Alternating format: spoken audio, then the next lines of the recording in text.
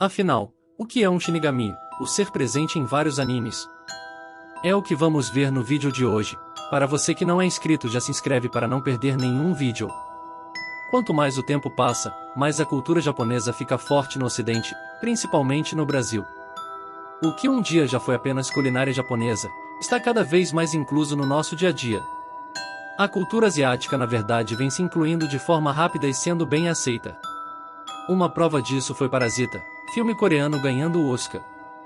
Além disso, o K-pop, um dos gêneros musicais mais populares e amados na Ásia, tem conquistando diversos fãs, principalmente com o surgimento dos grupos BTS e Blackpink. As animações japonesas são bastante amadas e nos apresentam diversas coisas sobre o continente, como os costumes, os deuses e até mesmo o Shinigami. Por meio de animes famosos, como Naruto, One Piece, Death Note e vários outros, podemos aprender um pouco sobre os costumes no Japão. Quais são as crenças, o que eles desprezam e coisas do tipo. Se você já acompanhou alguma dessas obras, já deve ter ouvido falar do Shinigami. Mas, o que seria esse ser?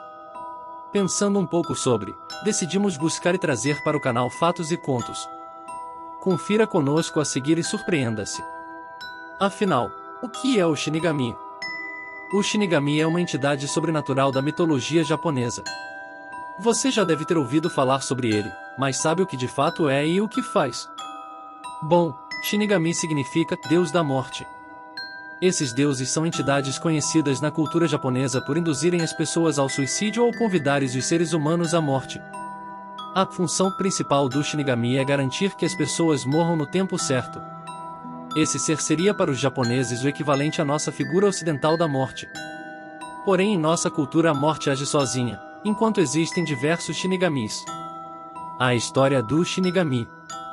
Há diversos mitos, lendas, superstições e histórias envolvendo essas criaturas sobrenaturais. Em algumas culturas, essas criaturas são as responsáveis por levar os mortos ao submundo para o julgamento final. O Shinigami também seria capaz de possuir as pessoas e incitá-las a cometer suicídio. De acordo com algumas lendas, eles conhecem o tempo de vida de cada pessoa. Desta forma, sua função é fazer com que cada um morra na hora certa. Estudiosos dizem que a figura do Shinigami surgiu para ser uma justificativa sobre suicídios cometidos por japoneses no passado. Em uma província do Japão, a lenda diz que a pessoa que for sair à noite para conhecer alguém deve tomar chá ou comer um prato de arroz antes de ir dormir. Se não fizer isso, seria visitado por um Shinigami. Enquanto isso, em outra província existe o mito de que essas criaturas possuíam as pessoas e as conduziam para as montanhas, mares e caminhos de ferro para cometerem suicídio.